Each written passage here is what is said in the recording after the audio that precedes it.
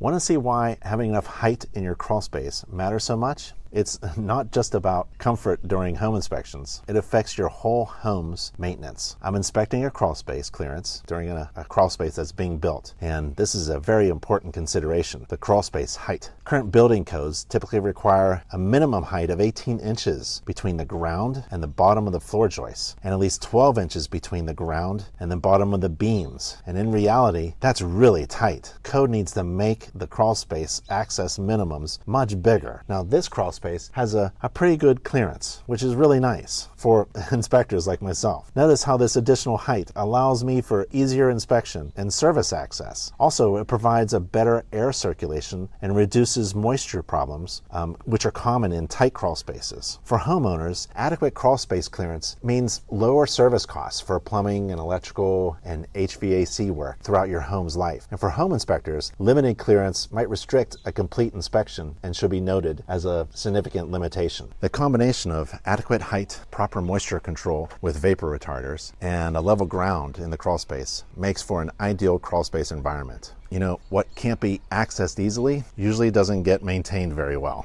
I'm Ben Gromyko from Internetchi, and I'm inspecting the crawl space design features like access. Is it easy or hard?